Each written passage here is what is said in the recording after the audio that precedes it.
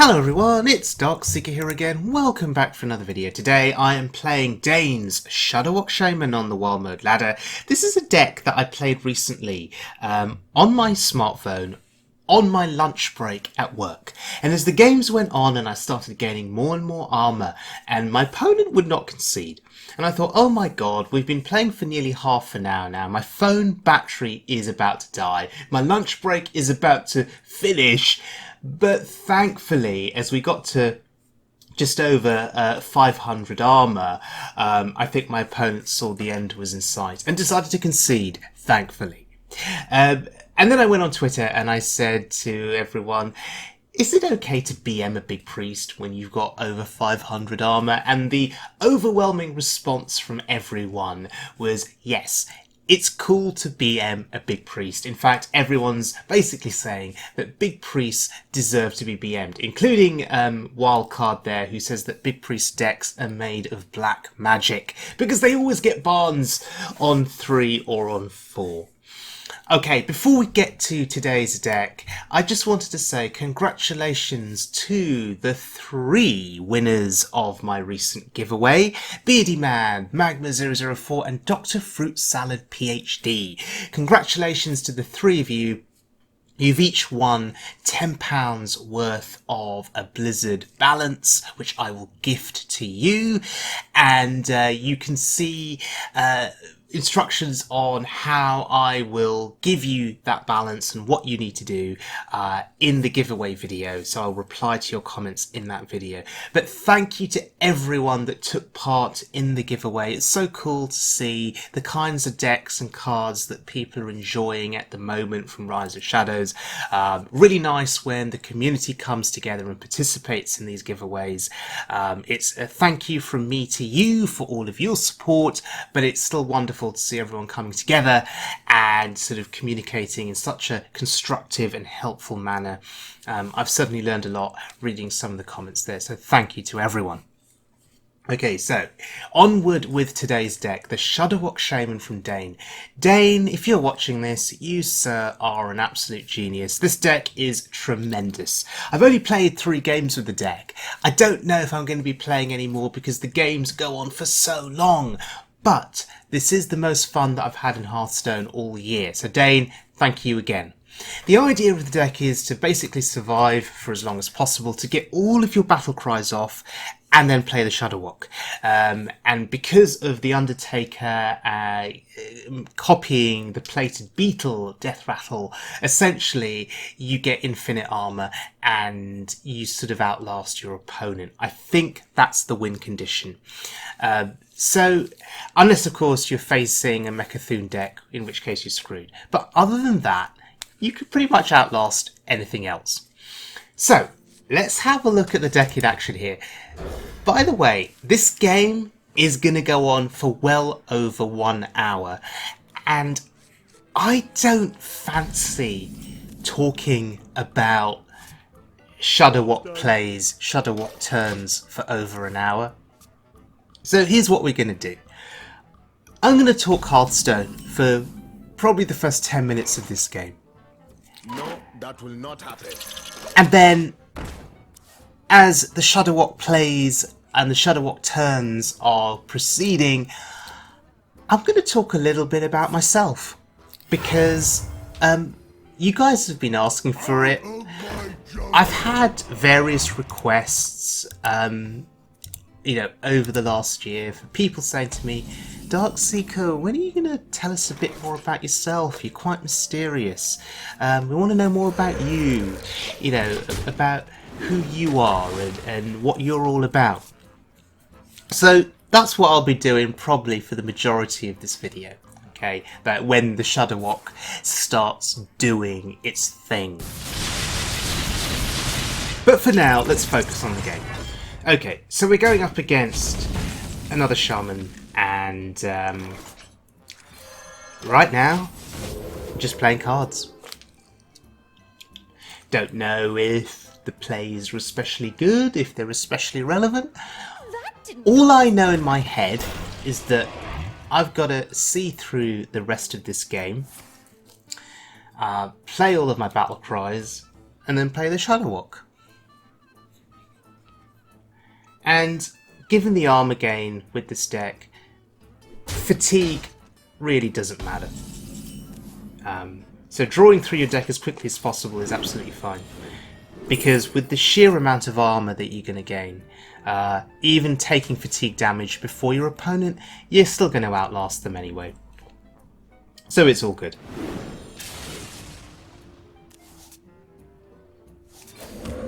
So you'll notice that my opponent is playing cards that have battle cries, which is interesting. So it gets you thinking, is this a Shudderwock Shaman that I'm also facing? Is this some kind of a mirror match? The difference being, of course, that my idea of playing the Shudderwock involves gaining infinite armor. I suspect that's not his game plan.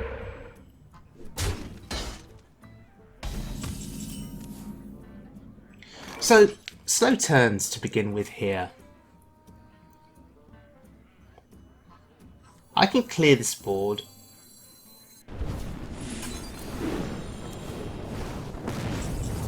I'm not entirely sure about the ordering here, but whatever. It's a clear board. And we've done a good job of drawing cards.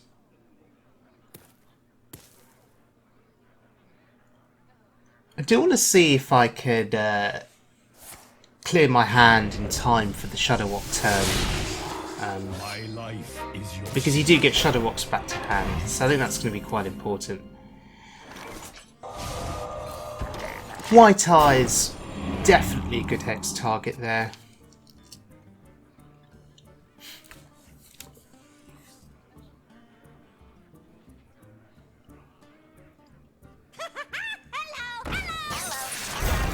Giggling Inventor for 7 mana. Wow, okay.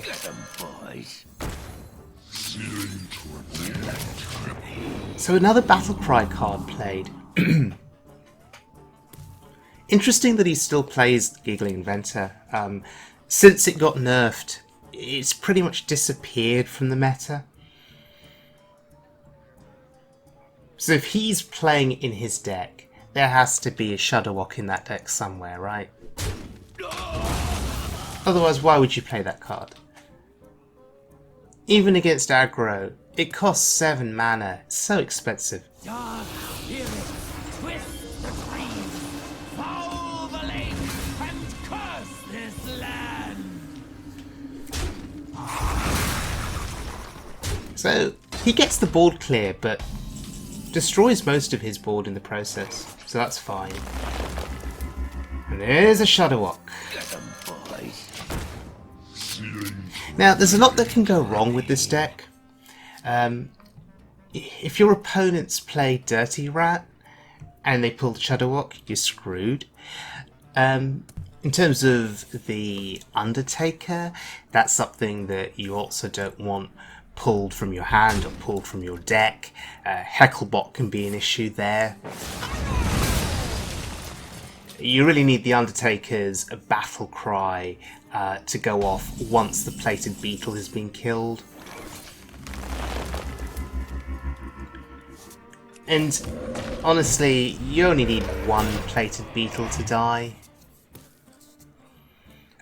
2 is good, but as long as 1 dies, and then the Undertaker gains that death rattle upon its battle cry, that's the key thing. And speaking of the Undertaker, there he is. So I'm going to play him now. Now, when I was playing this game, I made the mistake of thinking that in order for the Shudderwock to get the effect, I thought that the Undertaker had to die as well. So to avoid it being hexed, I decided to Volcano board to ensure that the Undertaker's death rattle goes off too. But I now realise in hindsight that actually all you need, I think, is for the Undertaker's battle cry to go off, for it to gain the plated beetle death rattle on the battle cry, and that's enough for the Shudderwock to benefit from it. that if the Undertaker then gets hexed or polymorphed, it's still okay, I think. Anyway, don't want to think too much about that. That's Alexstrasza, and my health total suddenly very low. But that's okay, because we can clear this board and we can heal up. It's all good.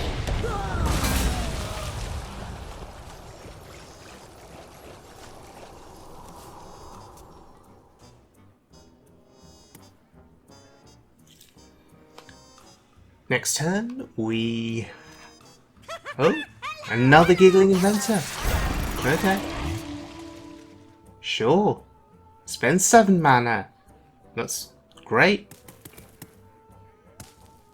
And if he is going to play a Shudderwock from this, I guess he'll get a board presence because of these battle cries being replicated. But my Shudderwock, when it gets played, is just going to give me ridiculous amounts of armor. And I think that will negate any of the benefits that he gets from a wide board. Okay, time for some card draw. Oh, well that's pretty good. Grumble for 1, I'll take that.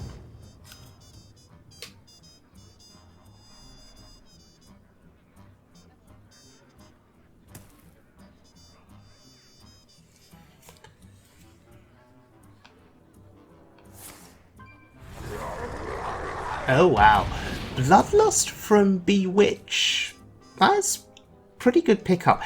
It's situations like this where you realise the game could just end at any time, right? The RNG from playing Hagatha, if you get the right kind of spells, it can just win games.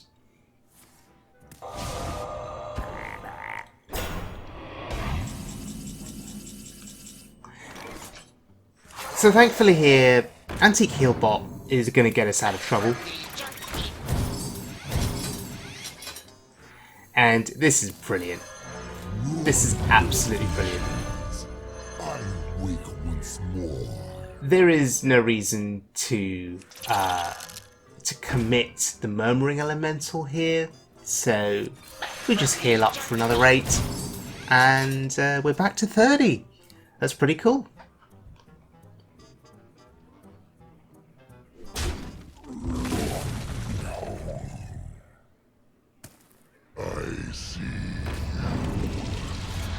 Oh, I see you. Okay.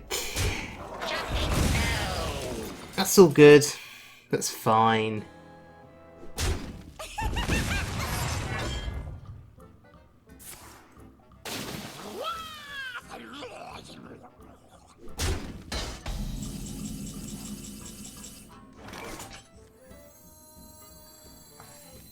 So, we've played our battle cries. So now we just go off with the Shudderwock. I mean, perhaps I should have waited. Perhaps I should have played Maelstrom Portal there just to clear the 1/1s.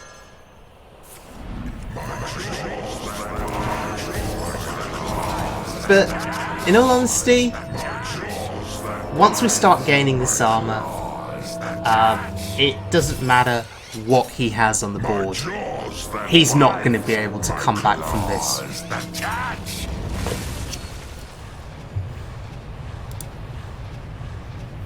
And there's that sweet, sweet armor gain.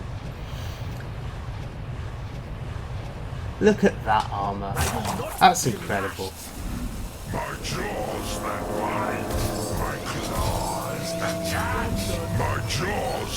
Now I wish Blizzard would find a way to speed up these animations. Just maybe like do them super, super quick. At light speed almost. Because honestly, this is great to watch, and it is very satisfying in many ways, but I can understand how some players would become very frustrated by this and see it as a massive waste of time. My jaws that bite, my claws that catch. My jaws. And the other thing I'm wondering about is, was there any specific order that I should have played cards in terms of the battle cries?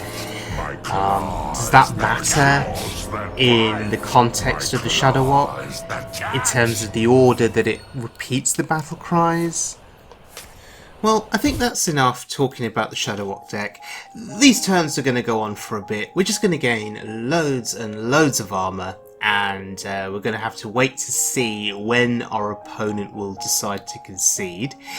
So whilst we're waiting, I thought I'd take this opportunity to tell you guys a little bit more about me. Over the last year or so, I've had people messaging me on Twitter or leaving comments under my videos asking me about when are you going to talk about yourself? When are you going to tell us a little bit more about you? And I thought, okay, I'll take this opportunity during this incredibly lengthy video to tell you guys a bit more about me. So if you're interested in hearing more about me, then listen on. If not, fast forward to the end of the video where we will wrap things up with this deck. Okay. So I reside in the UK and I've lived in London for most of my life. People talk about my accent a lot and assume that based on my accent that I am English. Actually, from an ethnic standpoint, I'm actually Asian. But I've got this English sounding accent, which I think I've developed since I was born in the UK, and you just tend to develop the accent of the country that you live in, particularly growing up from a young age. It's what you're exposed to. So I was a secondary school teacher for about 12 years, and now I work at a university, but not as a lecturer or a teacher. So that's a little bit about my personal life. In terms of my history with gaming and with sort of computers, my parents bought me my first computer in the late 1980s, so it's quite a while ago, and it was a BBC Micro.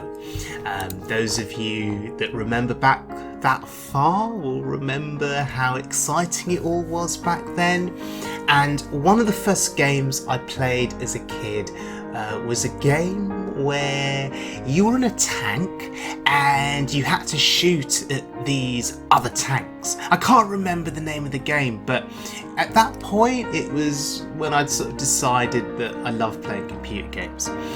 And as we sort of headed into the 1990s, I remember playing on a Sega Mega Drive and the Nintendo NES, which I think stands for Nintendo Entertainment System.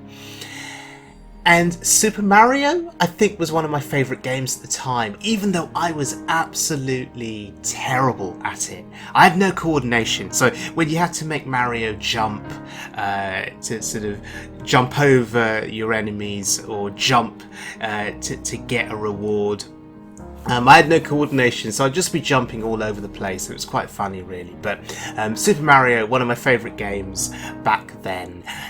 Very creative, very innovative. And games in that era, I think, were more about the game design and the sort of strategy, and less about the flashy graphics, because the graphics back then were not flashy.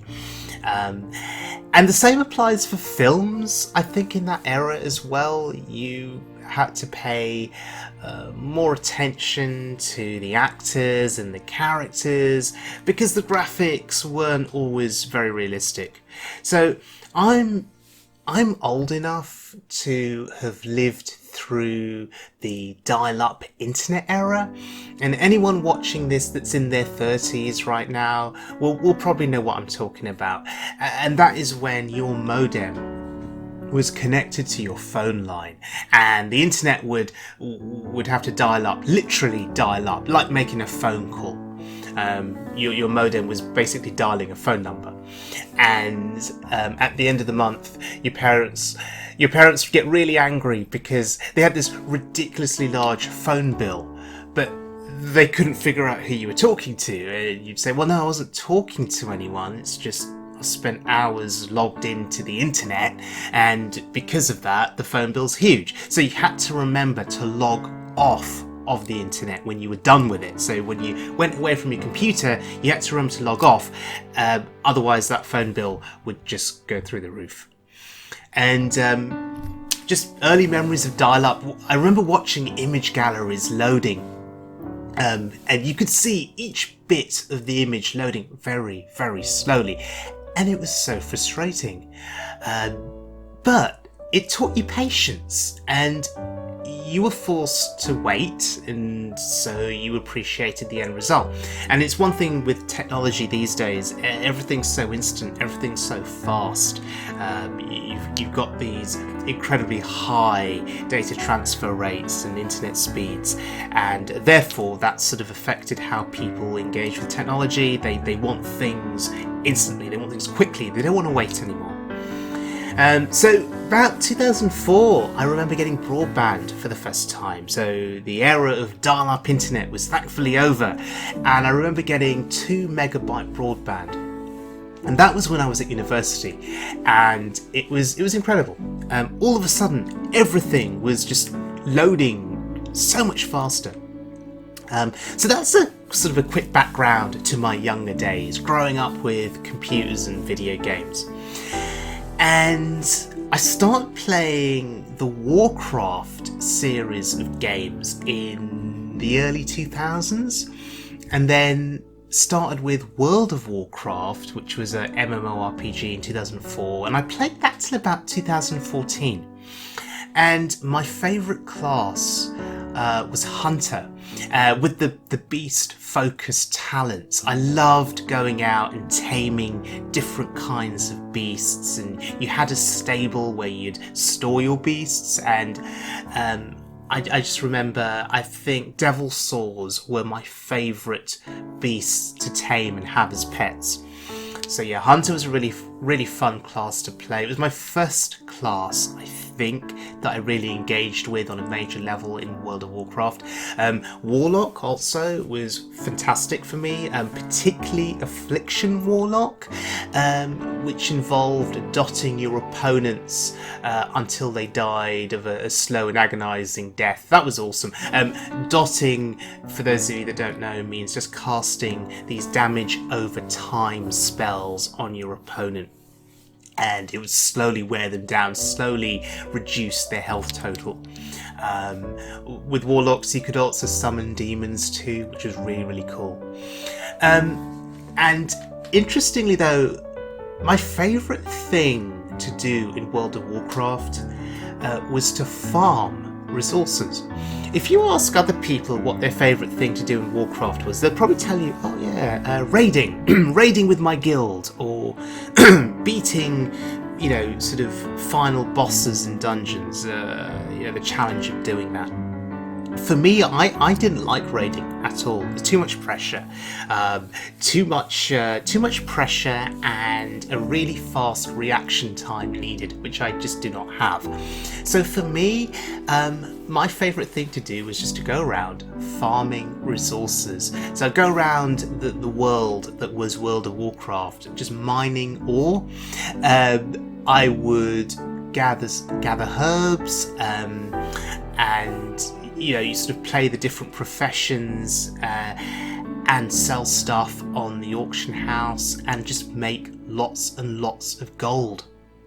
It was great, and I guess that is what inspired me to keep collecting gold and dust in Hearthstone. So right now I've got over 50,000 gold, and people ask me, people comment on my videos, or they comment on Twitter and they say, why do you have so much gold?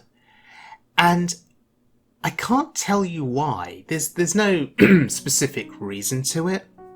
Except I just enjoy collecting it and hoarding it. And then one day I'll just spend it all and then start all over again.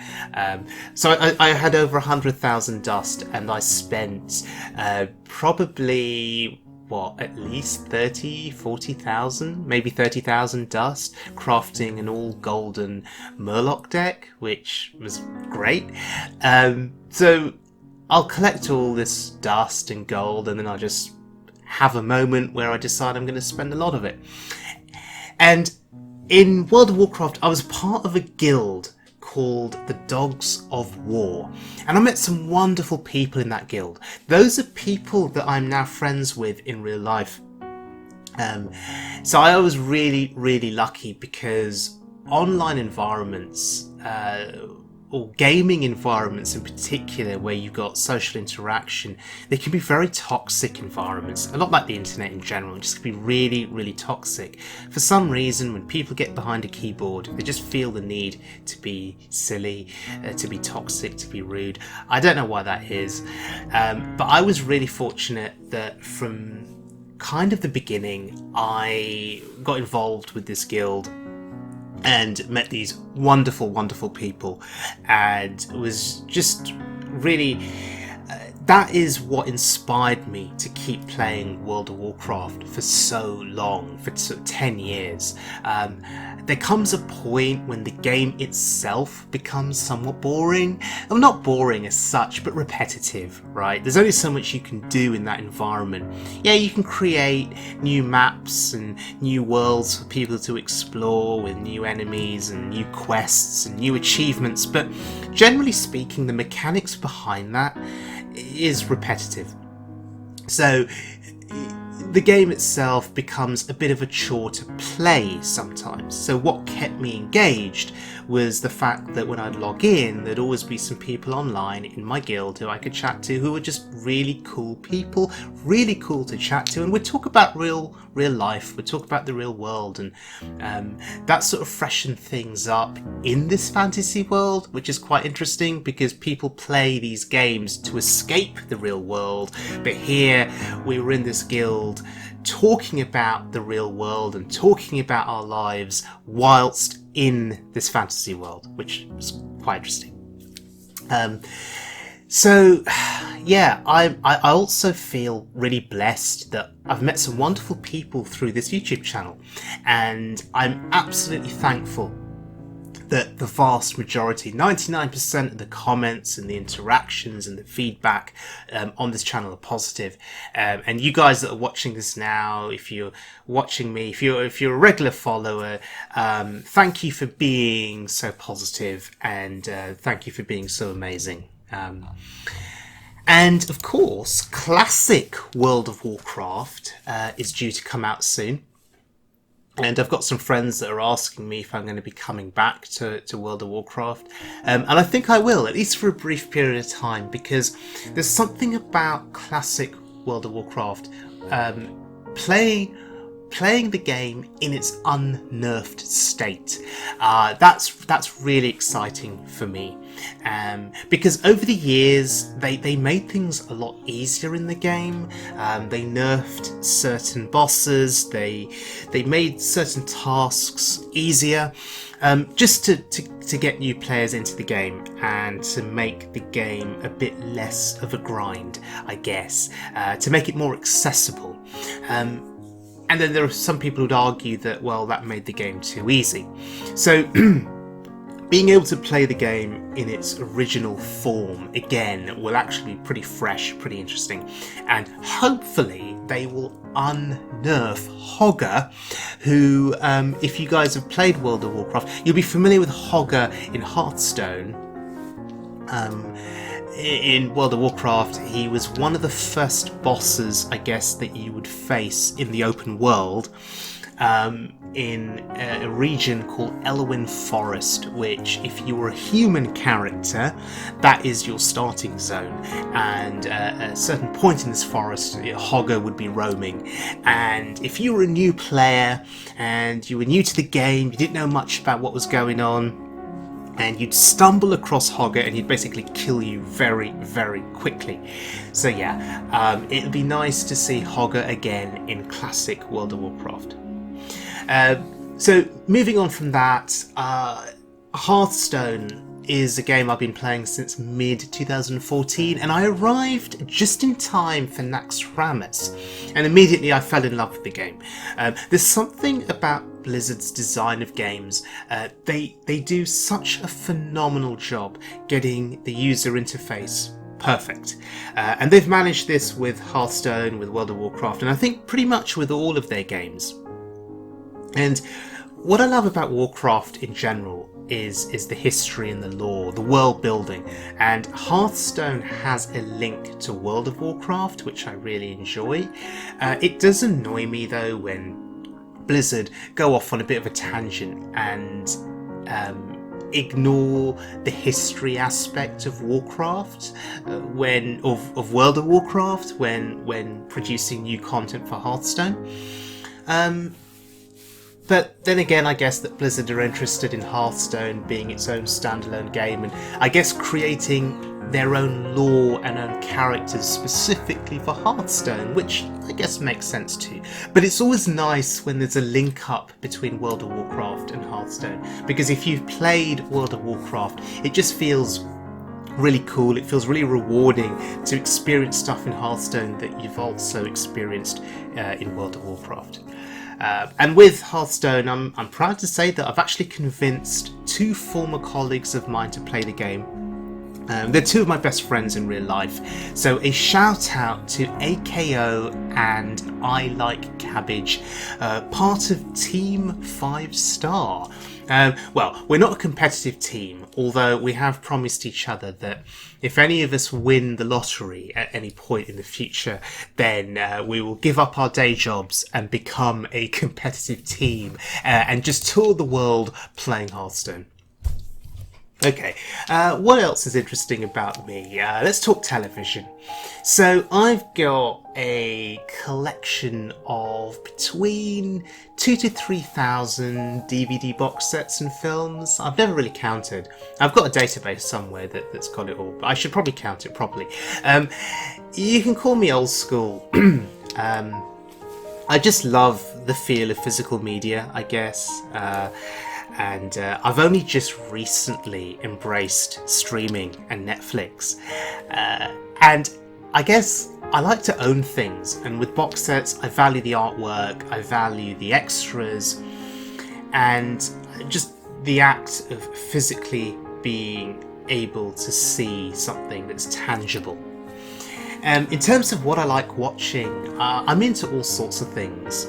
Everything from Japanese cinema to Korean cinema to fantasy and sci-fi, action and adventure, Game of Thrones, gangster films and series, dramatic dramas to comedy. I love it all. And in particular, I guess I'm a fan of serialized television rather than episodic TV. So serialized TV basically builds up to a climax at the end of a season, and everything that happens during that season is part of the build. So your patience is rewarded at the end of a season when when something big happens. Whereas with episodic TV, the episodes in a season just stand alone. They don't necessarily connect with each other in any big way. I'm a bigger fan of serialized TV because I feel you get rewarded for following the show for multiple seasons. Some of my favourite shows at the moment are The Blacklist with James Spader, who I think is a tremendous actor. Game of Thrones, which I followed for the 7 seasons so far, and I'm waiting for the Blu-ray box set to be released before watching season 8. Into the Badlands, which is on Amazon Prime. I find that to be a very unique and cutting-edge show. And American Gods, also on Amazon Prime. Based on a book, I believe, so there's really good source material to go on. That is one of my favourite shows currently. And Daredevil. Loved that show, so disappointed that it wasn't going to continue. I think that was something to do with a mix-up or a disagreement between Netflix and Marvel, and I think Disney are involved in that as well. Daredevil has to be my favourite superhero show that I've watched so far, and it was so dark, so action-packed as well, told a great story, had great acting, and felt really sort of gritty and realistic. And the fact that it's been cancelled is such a shame, because it's one of the few shows where I was able to get behind both the heroes and the villains. Quite often with TV shows, I find myself just liking either the villains, but usually, and then, not so much liking the heroes, finding the heroes to be somewhat patronising or boring even. But this was one of those shows where I liked all of the characters. So yeah, it was such a shame to see Daredevil cancelled. I'm also a big pro wrestling fan, and back in the early 1990s my parents got cable TV here in the UK, and wrestling was one of the first things that I started watching when I was flipping through the channels. And when you watch something as a kid and you invest so much time into it, you tend to carry that forward as an adult. So I'm still a big wrestling fan today, and I follow most of the major promotions in the USA and Japan, but I understand that the UK scene is growing massively, and that is something that I want to follow more of here. I will occasionally watch a bit of boxing or UFC, although overall it's not really my cup of tea. Nature documentaries, used to love watching those when I was a kid, and I still love watching them today. David Attenborough, I'm a massive fan of. Such an iconic person in terms of his production of nature documentaries, and he's still doing it today. I think he's 93 years old, and he's still out there producing these great documentaries.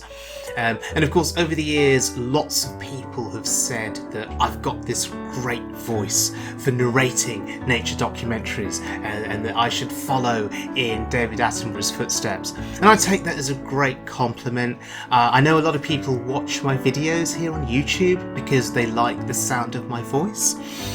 So yeah, take that as a great compliment, and hopefully this will continue moving forward and nothing will happen to my voice, but we'll see.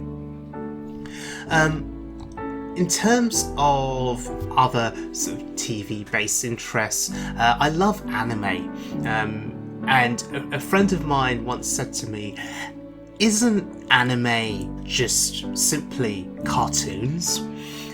Sort of looking at it in a bit of a sort of a childish manner. Yeah, anime is like a cartoon because of the animation, but anime has fantastic storytelling, and I think characters that are more fleshed out and sort of deeper. Studio Ghibli is awesome, and it's the productions that they have come out with, I rate higher than Disney. So if you guys are interested in watching anime, because I get people asking me, friends of mine often asking me who are getting into anime, and they'll ask me, what should they watch if they're new to it? I would say that Studio Ghibli is something that is easy to get into and so magical. And in terms of films that I'd recommend that they've produced, Spirited Away, Howl's Moving Castle, those are two big recommendations that I'd make. Anime TV shows, some of my big favourites are Death Note. I mean, come on, it's a notebook which allows you to write someone's name in it and they die. I mean, how cool is that? Or how crazy is that? Some of the classics from the 1980s and 90s, a time period which I think produced some of the best anime. So I'm a big fan of the Gundam Wing franchise. I thought that was, I think those shows were great. There's a show called Berserk, which was completely ahead of its time in the 90s in terms of violence, character building and storytelling, all being combined into one package. And there's a show that I love at the moment, which is called One Piece, which I believe is still ongoing as an anime series with over 500 episodes. And I think I'm up to episode 150 or somewhere in that region. I think I need to go back and pick the show up again. But yeah, I love anime, but it can be a massive investment in terms of your time and your energy. What else do I like to do? I like to read. I love reading, in particular sci-fi and fantasy. I have a very long commute into work. I spend approximately 3 hours of my day on the train. So I do have a lot of time on my hands when I'm on the train, and so reading is a great way to pass the time. My favourite books, I have a list in my head. Lord of the Rings. Everyone will say that they love Lord of the Rings, or they've read Lord of the Rings if they're interested in the fantasy genre. It was my first major leap into fantasy, and I think I was 13 years old when I tried to tackle it, and it left sort of a really deep impression on me at the time. I think it was, compared to the other stuff that I was reading at the time, Lord of the Rings was storytelling written at a level of depth which I'd never encountered previously. Great villains, great battles, and a great build throughout. And yeah, the films did change a little bit of the story, but generally speaking, I thought the films were great too. The Hobbit, which I read after Lord of the Rings, I think was a really nice change of pace. And it was a book that I'd read several times over and over again as the years would go on. A really quick read, easy to follow, really likeable characters. Love The Hobbit. I then developed a bit of a fascination with the world that Tolkien had created in Middle-earth. So I then pursued, I think it was the Silmarillion, which actually is my favourite book, my favourite Tolkien book. I found it harder to read than Lord of the Rings and The Hobbit, but what made it really epic was what I'd call the really sort of larger than life characters. The book was basically split up in a number of different stories or tales, but it started off by looking at the creation of the world, the creation of this world that Tolkien was imagining. And if you think of Lord of the Rings, and you'll think of Sauron as sort of a major villain, or the major villain, Saruman, there was the Balrog. But with the Silmarillion, all of that was done on a much bigger, grander scale. So in that time frame, in that timeline, you had not just one Balrog, but a whole army of Balrogs. Not just one dragon, but a whole army of dragons.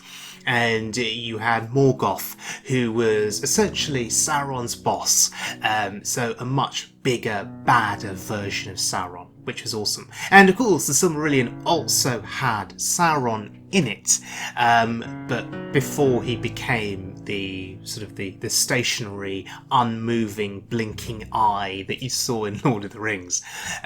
So yeah, the Silmarillion is certainly sort of a more grander tale, if you will. And I do hope that one day they make a film based on the Silmarillion, because visually it would be incredible, especially the battles. But I think the problem is that the film studios don't get along with the Tolkien estate. So trying to get the rights to make the Silmarillion into a film or a series of films, I think has been quite difficult. Game of Thrones, another series of books that I enjoyed up to a point. I think I stopped at book 4, but but generally speaking, I enjoyed what I read. It was dark, gritty, violent, depressing, but hopeful at the same time. So yeah, well written, just very, very descriptive. What else have I enjoyed reading? So after the Silmarillion, I delved into the History of Middle-earth series by Tolkien. That was a set of books providing a lot of extra detail on Middle-earth and its lore, and I'm really into that. So I haven't read all of the books, and I've dipped in and out of them. They are big books. So one day when I've got some time on my hands, I'll actually look into them a bit more. The writing style is not the easiest to follow, but if you're into Tolkien, if you're into fantasy, I think they are a must-have. A lot of people are not even aware that these books exist or that they were even written. But anyway. Other books, The Name of the Wind by Patrick Rothfuss. That is a book, or a series rather, that had a lot of hype surrounding it, but I think it is one of the few series that I've engaged with that's actually lived up to the hype, and it's just it's got an excellent flow to it with brilliant characters, a real sense of adventure. That was just great. We're just waiting now for the third book in this series, but it's taken the author absolutely forever to write. So hopefully we'll get that soon. Right now, I'm reading the Wheel of Time series. I'm on book 5 of 13, so it's quite a slog, but enjoyable. And I think Amazon are due to make a TV series soon based on the books, so I'm really excited for that, and I think for a lot of people that TV series will fill a bit of the void left by Game of Thrones ending. Okay, moving on. Trains. A lot of you that follow me on Twitter will know about my trials and tribulations with trains. I spend 3 hours of my day travelling on the London Underground to get to work and get home again. And a lot of you will have heard me refer to something called tunnel RNG, which basically means you start a Hearthstone game on the train and you hope that you finish it before you get to a tunnel. One day I'm sure that London Underground will install Wi-Fi in their tunnels, but until that day I'll have to play more carefully, and I think only play aggro decks when I'm on the train, since those games are quick. I made a mistake last week of trying to play a Control Warrior game, and it went on for at least 15 minutes, and then we hit a tunnel and I lost a star, and I was really sad. So yeah, that is really all there is to know about me and what makes me tick and what I'm interested in. So I hope you guys found that informative and found it interesting at least. Maybe allow you to relate to me a little bit more, as opposed to just thinking of me or seeing me as this mysterious voice that narrates these videos. In terms of my dreams and my aspirations, I have one dream, and it's a very simple one. One day I would like to own a dog. I love nature, and I think that dogs are the most amazing animals. I actually think they're better than people, quite frankly. So one day I want to own a dog, but not right now, because I don't think that I could dedicate the time or the energy in terms of looking after it. So yeah, one day I will own a dog. So, yeah, thank you guys for listening to me. I know I've rambled on for quite some time, but yeah, let's get back to this game of Hearthstone. We are going to fast forward through the remainder of the Shudderwock game, and then we're going to wrap up at the end of the video. Claws that bite, my claws that catch.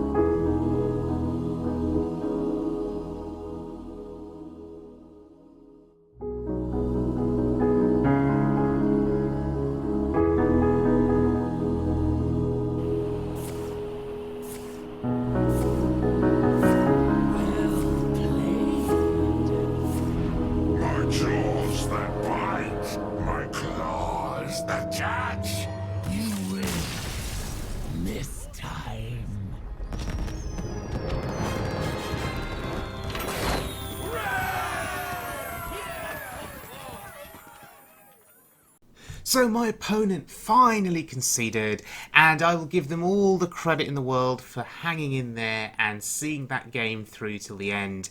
I've never gained so much armour before. I think this was my longest game, so certainly a milestone for me. Also, bravo to Dane for building this deck. It is certainly a very unique deck in many respects. Can't say that I'll be playing many more games with it moving forward because I simply don't have the time, but this was certainly a milestone for me and a big moment. Also, I hope I didn't bore all of you too much. I did ramble on quite a bit, but you've all now found out a little bit more about me, the person behind Darkseeker. Moving forward, I will continue to play WoW mode. It is the mode that I enjoy the most. And we'll continue doing those giveaways every once in a while as a little thank you from me to you. So, do take care everyone, and as always, I'll see you all again very soon for more WoW mode fun.